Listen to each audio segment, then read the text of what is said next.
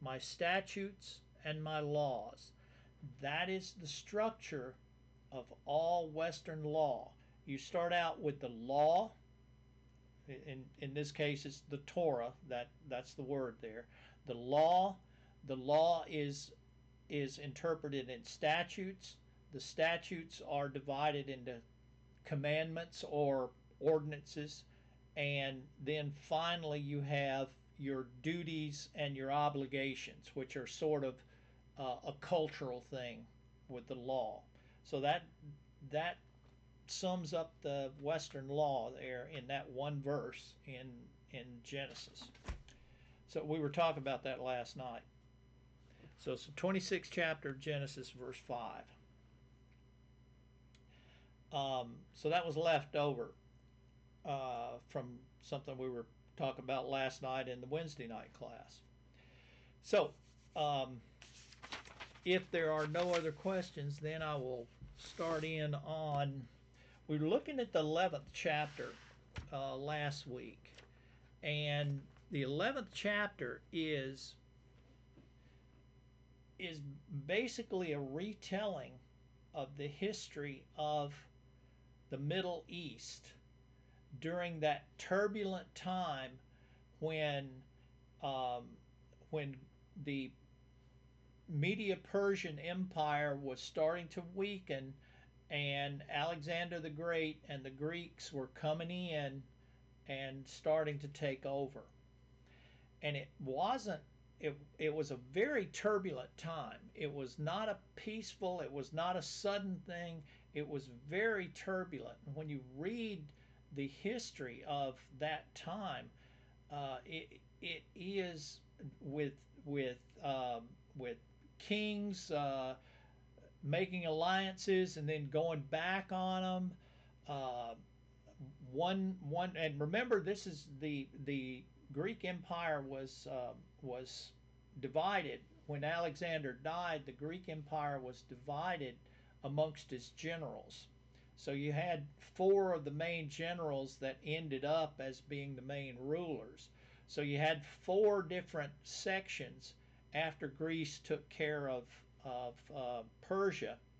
You had four Greek city-states, empires, and they were all jockeying for position and power, and it was a truly turbulent time. And the scary part about it is this is in Daniel, this is almost word for word exactly what happened with uh, this ruling empire, this ruling king sending his daughter.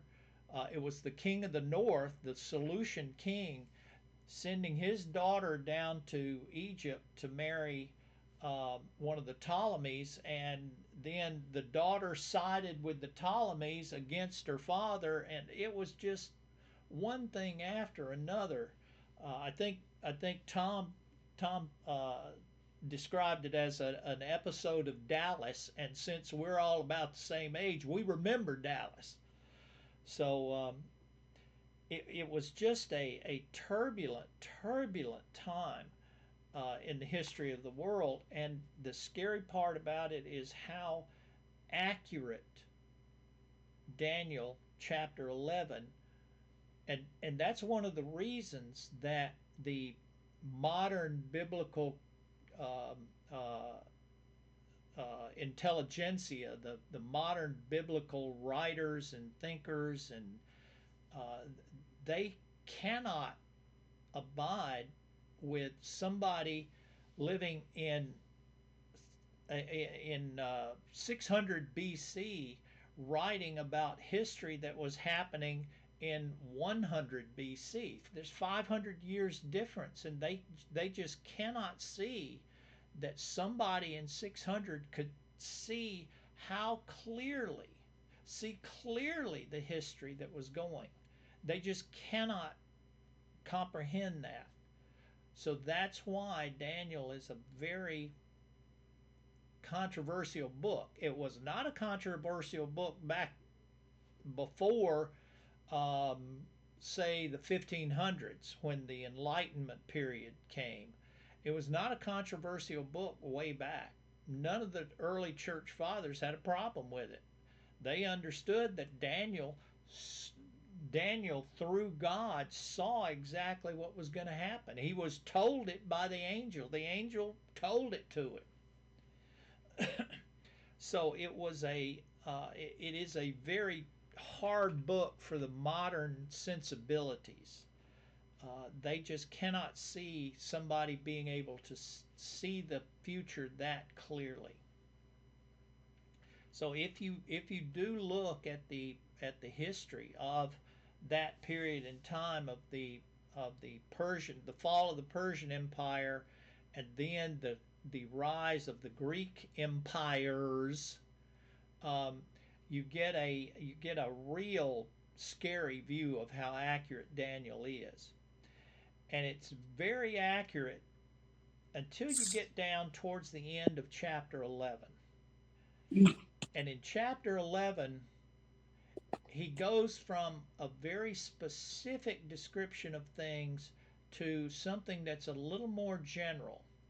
And at that point, that's the point where we are not anymore reading the exact account of the Grecian empires, the Greek empires. We're not reading the recounting of that. We're starting now to look forward. We're starting now to look not in the first latter days. And remember, we got two latter days. The period before Jesus was born is the first latter days, and then when he was crucified, we go into the second latter days looking for his coming. So this is a very clear explanation of the first latter days. But right towards the end of it, Daniel, or the angel, is a little more broad with it. And we looking back can see that. Daniel couldn't. Daniel says several times he doesn't understand this. And that's what prophecy is. Prophecy for prophets is difficult because they don't understand all of this information that God is giving them to. They can't see the future. They they are giving what they're being told. So this is very, and you know how upset Daniel has gotten. He has gotten very upset with the things that God is telling them that will happen, because they are disturbing. They are disturbing. These are things that are going to happen to Daniel's people. So as we get towards the end of this chapter, we see now he's no longer talking about the king of the north and the king of the south being the king of the Seleucid Empire and the king of the Egyptian or the Ptolemy Empire in that time. He's talking about now some other king of the north and some other king of the south that are shadowed. They are shadows of the king of the north, which was Antiochus Epiphanes, and the king of the south, which I've forgotten his name right now. It just left. Happened to me last night too. I forgot Naaman's name. So the king of the north, Antiochus Epiphanes, and the king of the south, we know those people. They are historic. They are in excruciating detail here, but towards the end, the detail gets a little fuzzy. And we know now that Daniel is now talking about the king of the north and the king of the south, which we're going to see in Revelation. These are the coming kings. And the king of the north is particularly important. Antiochus Epiphanes is a is a was a true horrible king. Well, I suppose he was pretty successful because he ran a good empire. He just wasn't very kind to his people. And of course, he is a shadow of the Antichrist. So the things that Antiochus Epiphanes that we can read about in the histories, that's what we should be looking for when we're looking to the future and the coming of this man that is called the Antichrist. And we're going to get to know him a lot better when we get into Revelation. So now these characteristics that we read in this last part of the chapter 11 are starting to look forward and not into the first latter days, but we're now starting to look into the second latter days and get some clues, some information about what we should be looking for as we look forward now that we're in the second latter days. So, um, for one thing, in the last part of chapter 11, we know it because the king that he's talking about in the second part of chapter 11 is a much more cruel king than Epiphanes was. Now Epiphanes was not a golden-haired schoolboy. Epiphanes did some bad things to the Jews, but he did not he did not seek to destroy the Jews. His major problem was the Jews and their worship of Jehovah God, the Most High God. That was his big problem, and that was his point. He wanted them to stop worshiping God and basically worship me. The coming Antichrist is not going to be like that. Yeah, he wants to destroy the worship of the Most High God, but he also wants to destroy the people that worship him. Whether they convert to his thinking or not, he wants to destroy the Jews, and because we are because we are part of that now, we are engrafted. He wants to destroy the church. Is Destroy. it Ptolemies? I'm The sorry? Ptolemies? The king of the Ptolemy. south, the Yes. Ptolemies? Thank you. Thank you, Bali. Ptolemy. Right. I said it was the Ptolemy family, so you would think I would remember it was Ptolemy. But no, yeah, yeah. Thank you. Ptolemy. Um, so we're looking, and that's one of the gray areas that we know. And in the last half of the chapter, it says that this king of the north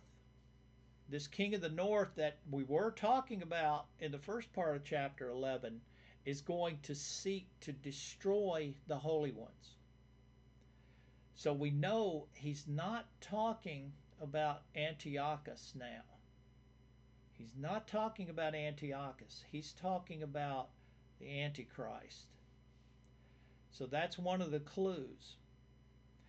So let's look now at chapter.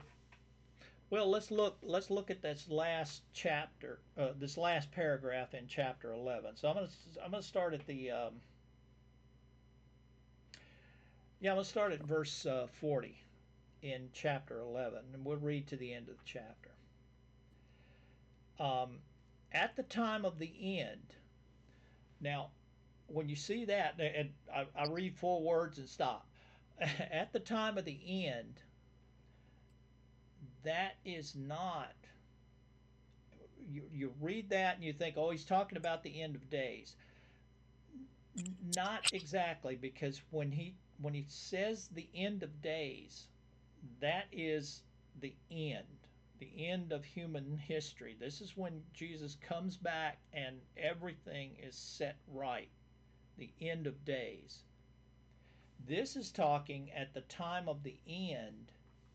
This is a more general end.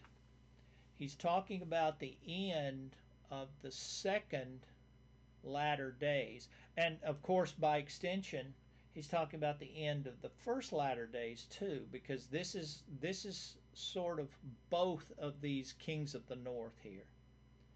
So at the time of the end, the king of the south shall attack him, but the king of the north shall rush upon him like a whirlwind, with chariots and horsemen, and with many ships. And he shall come into countries, and shall overthrow and pass through. He shall come into the glorious land. The glorious land is Israel. Anytime you see that, we see that several times. The land of the glory, or the glorious land. He shall come into the glorious land, and tens of thousands shall fall, but these shall be delivered out of his hand. Edom, Moab, and the main part of the Amorites. That's funny, because some of these Arab countries are going to be caught up in this king of the north's destruction of this area around Jerusalem. So even Moab and Edom and the Amorites are going to be delivered. He shall stretch out his hand against the countries, and the land of Egypt shall not escape. He shall become ruler of the treasuries of gold and silver, and all the precious things of Egypt. And the Libyans and the Cushites shall follow in his train. But the news from the east and from the north shall alarm him, and he shall go out with great fury to destroy, and devote many to destruction. And he shall pitch his palatial tents between the sea and the glorious holy mountain. And yet he shall come to his end, with none to help him. At that point, we've got a pretty good picture of the coming end of this of the latter days, first and second. The same thing happened to Antiochus. He found his end in Israel too. But this is more talking about the Antichrist himself. And make sure you remember that when we talk about the king of the north and the king of the south um, in Revelation, it's very clearly defined in Daniel who the king of the north and the king of the south are. And there's been a lot of theory as to who the king of the north is talking about in Revelation and the king of the south in Revelation. It tells us very clearly in Daniel who they are. It's the king who is ruling the area of Egypt, and the king who is ruling the area of that northern part of the Middle East, like Turkey and Syria, around that area. That's who they're talking about. So that's who we should be looking for. We should be looking for.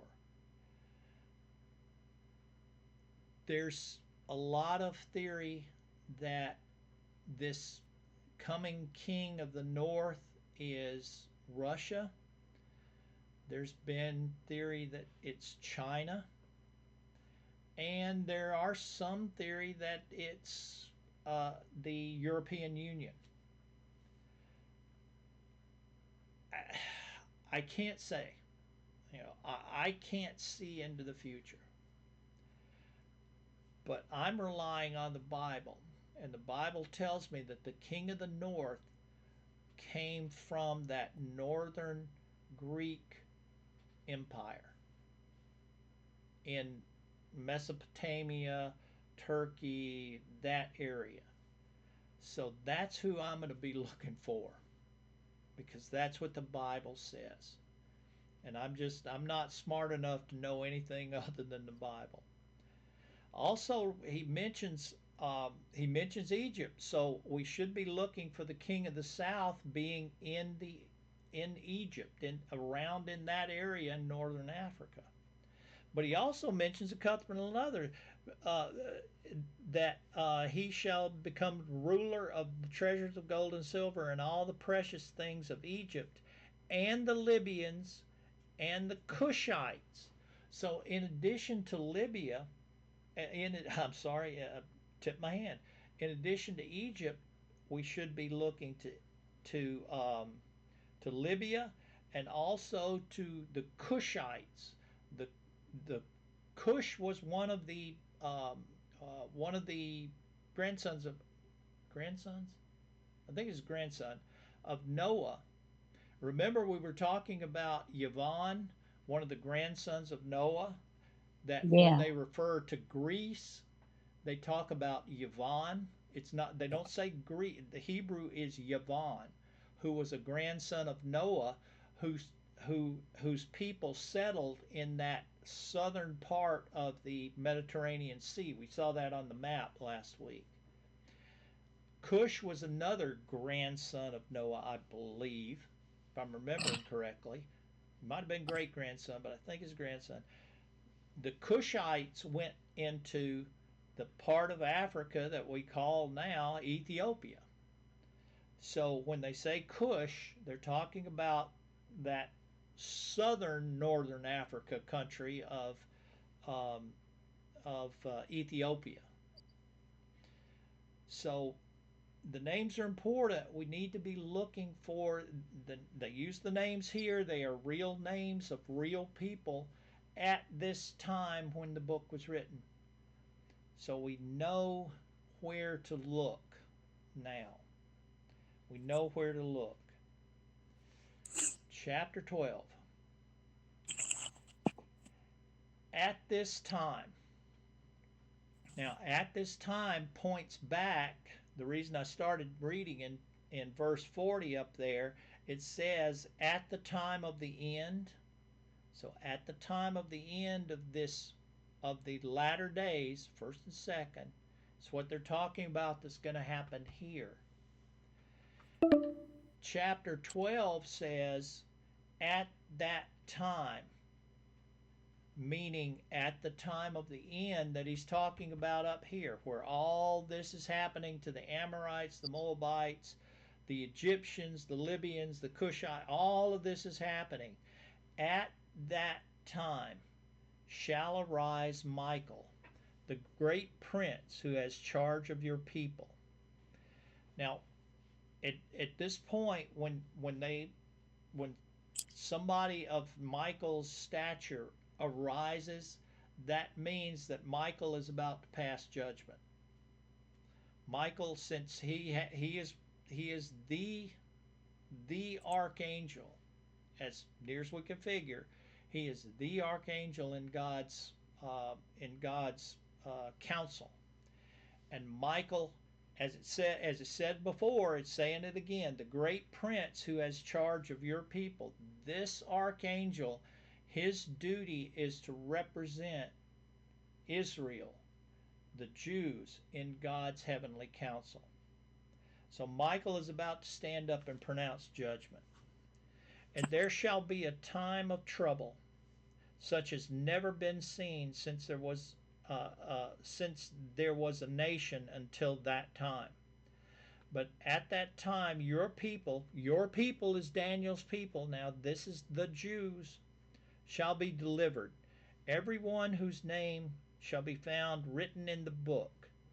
And many of those who sleep in the dust of the earth shall awake, some to everlasting life, and some to shame and everlasting contempt. And those who are wise shall shine like the brightness of the sky above, those who turn many to righteousness like the stars forever and ever. But you, Daniel, shall shut up the words and seek and seal the book until the time of the end.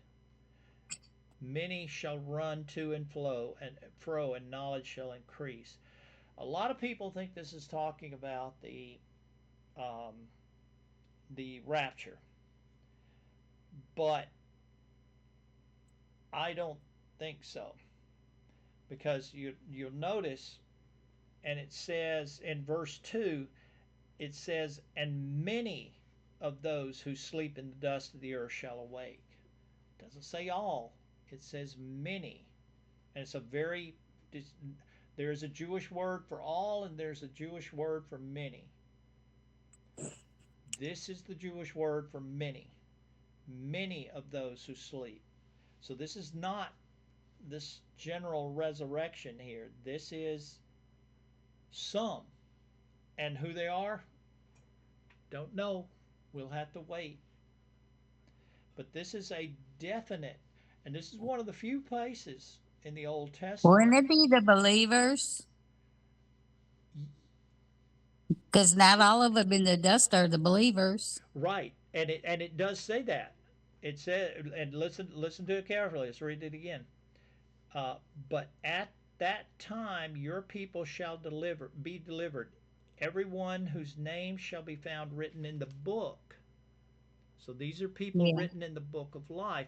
And many of those who sleep in the dust of the earth shall awake, some to everlasting life, and some to shame and everlasting contempt.